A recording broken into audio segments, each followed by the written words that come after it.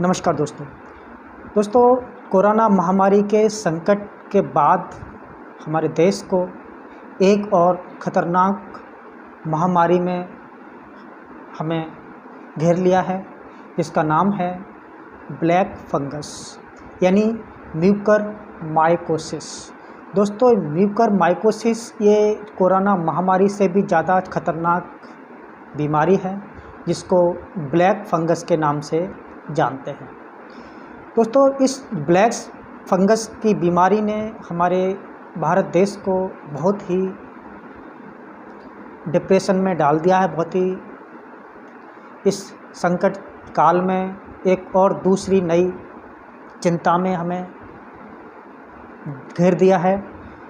इसके मामले लगातार भारतवर्ष में पिछले कई दिनों से सामने आ रहे हैं और पिछले गुरुवार तक लगभग 12 से 15 मामले ऐसे आ चुके हैं, जिसमें कोरोना महामारी के जो मरीज़ थे उनकी कोरोना रिपोर्ट निगेटिव आने के बाद उन्हें एक दूसरे नए संकट ने घेर लिया है, जिसका नाम है ब्लैक फंगस यानी म्यूकरमाइकोसिस होंगे।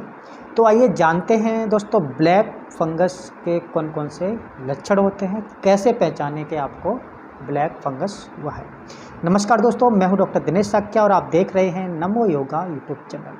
दोस्तों एक बहुत ही ज़रूरी बात आपको बताना चाहूँगा कि अगर आपने अभी तक नमो योगा यूट्यूब चैनल को सब्सक्राइब नहीं किया है तो अभी करें, क्योंकि मैं आने वाली भविष्य में होने वाली ऐसी ख़तरनाक बीमारियों से आपको अपडेट कराता रहूँगा और आपके लिए लेकर आता रहूँगा ऐसी ही बहुत सी आवश्यक जानकारियाँ जिन्हें आपको जानना बहुत ही ज़रूरी है। तो दोस्तों आइए जानते हैं इस ब्लैक फंगस यानी म्यूकरमाइकोसिस बीमारी के कौन कौन से लक्षण होते हैं। अगर ऐसे लक्षण आप में दिखाई देते हैं तो आप तुरंत डॉक्टर से संपर्क करें या फिर कमेंट करके हमें बताएं। दोस्तों सबसे पहला लक्षण है नाक जाम होना, नाक से काला या लाल रंग का स्राव होना, गाल की हड्डी में दर्द होना, चेहरे पर एक तरफ दर्द होना या सूजन होना। इसके अलावा दांत या जबड़े में दर्द या दांत का टूटना ही ब्लैक फंगस का लक्षण है। दोस्तों कई लोगों को ब्लैक फंगस में उनकी आंखें सूज जाती हैं या उनको धुंधला या दोहरा दिखाई देने लगता है या फिर उनकी आंखों में लालामी आ जाती है, तो यह भी ब्लैक फंगस का लक्षण है। इसके अलावा सीने में दर्द और सांसों में परेशानी होना, सांस लेने में जिनको परेशानी है, सीने में दर्द है, तो उनको भी ब्लैक फंगस हो सकता है, ये उसका लक्षण है। दोस्तों इसके बाद बहुत ही आवश्यक चीज़ ये है कि अगर ये लक्षण दिखाई देते हैं तो हमें किस प्रकार से इसका उपचार करना चाहिए। तो आइए जानते हैं।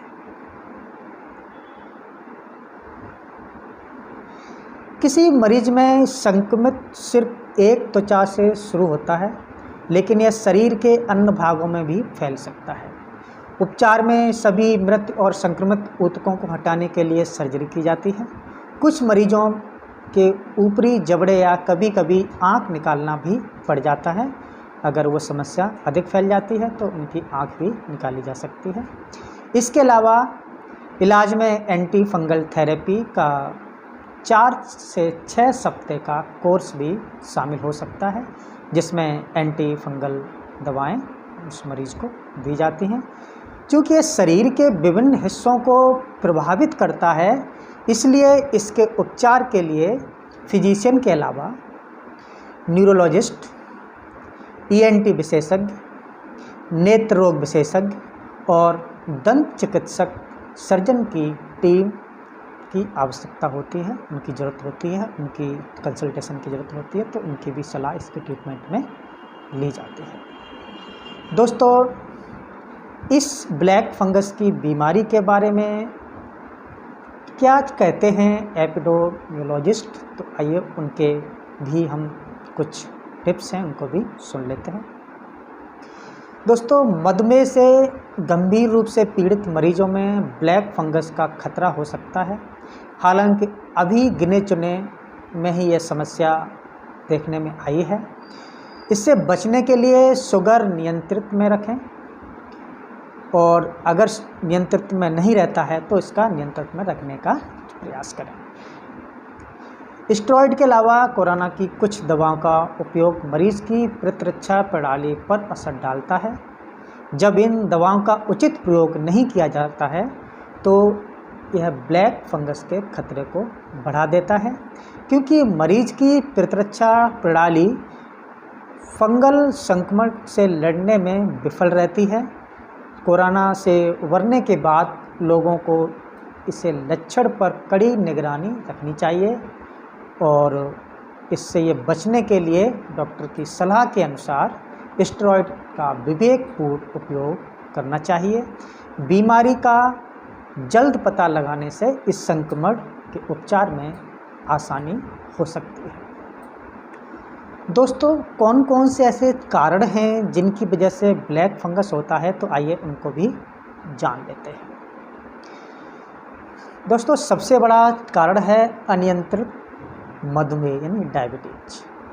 इसके अलावा स्टेरॉयड लेने के कारण इम्यूनोसप्रेशन यानी लो इम्यूनिटी लेवल। इसके अलावा कोरोना संक्रमित अधिक होने के कारण अधिक समय आईसीयू में रहना भी इसका कारण हो सकता है, और देखने में आया है कि ऐसे मरीज भी ब्लैक फंगल की चपेट में आए हैं जो अधिक समय तक आईसीयू में रहे हैं। आईसीएमआर के अनुसार सामान्य लोगों के लिए यह एहतियात भी ज़रूरी है कि धूल भरी जगहों पर जाने से बचें, मास्क अवश्य लगाएं, खेतों या बागवानी में मिट्टी या खाद का काम करते समय शरीर को जूते, ग्लव्स से पूरी तरह से ढककर रखें। ऐसे कपड़े पहने जो पूरे शरीर को ढकें, और स्क्रब बाथ के जरिए सफाई का पूरा ध्यान रखें। अगर आपको धूल भरे स्थानों पर जाना पड़ता है तो उसके बाद आपको नहाना बहुत ज़रूरी है, वो भी रगड़ रगड़ के नहाना बहुत ज़रूरी है।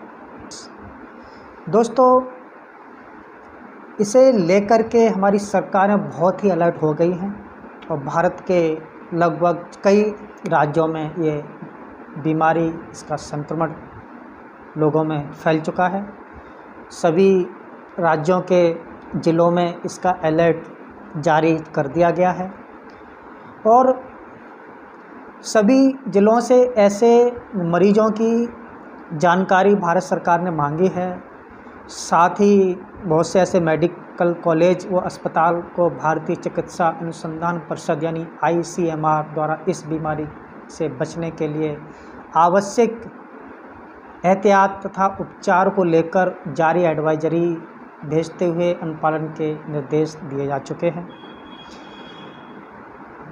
इसके जो विशेषज्ञ हैं उनके अनुसार ये म्यूकरमाइकोसिस यानी ब्लैक फंगस का सबसे ज़्यादा खतरनाक जो असर है वो ज़्यादातर जो व्यक्ति डायबिटीज़ से पीड़ित हैं यानी मधुमेह से पीड़ित हैं उन मरीजों को इसके इफ़ेक्ट देखने को मिले हैं।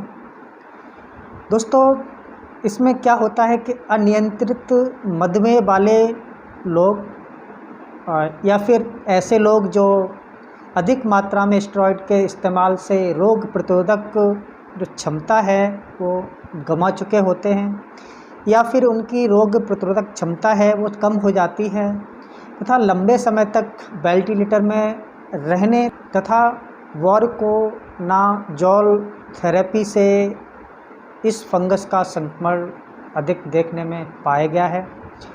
आईसीएमआर ने कोरोना मरीजों को सलाह दी है कि वे ब्लैक फंगस के लक्षणों पर नज़र रखें तथा इसकी अनदेखी ना करें।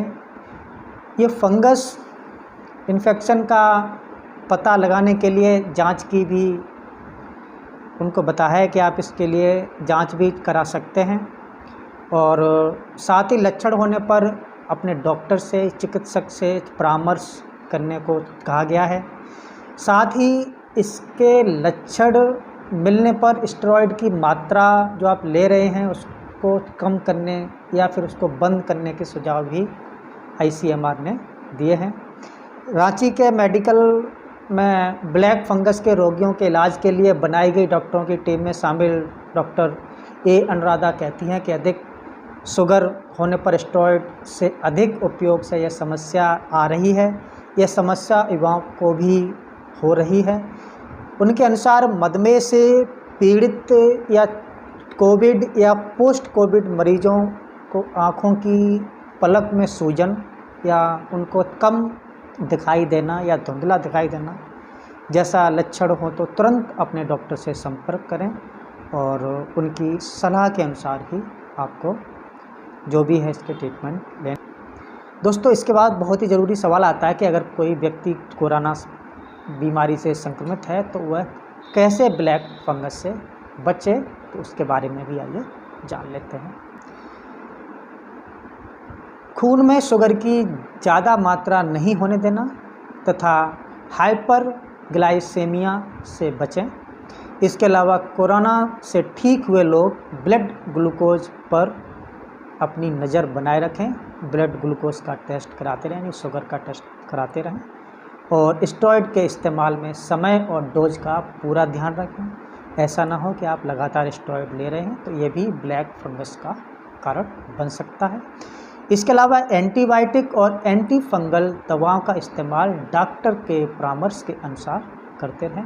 दोस्तों, अगर ऐसे लक्षण अगर आपको दिखाई दे रहे हैं जो ब्लैक फंगस से संबंधित हैं, तो आप हमें कमेंट करके ज़रूर बताएं और अपनी बीमारी के बारे में हमसे कुछ ना छुपाएं और हम आपके सभी प्रश्नों का सवाल आप तक पहुंचाते रहेंगे। तब तक खुश रहिए, प्रसन्न रहिए और मुस्कुराते रहिए। अगर आपके पड़ोस में भी कोई ऐसा व्यक्ति है जिसमें ऐसे लक्षण दिखाई देते हैं, तो आप उनकी मदद कीजिए और उनको ब्लैक फंगस की बीमारियों के बारे में बताइए और जल्द से जल्द उसे डॉक्टर की सलाह लेने की सलाह दीजिए। घर पर रहें, मुस्कुराते रहें। घर से बाहर निकलना पड़े तो मास्क ज़रूर पहनें। धन्यवाद।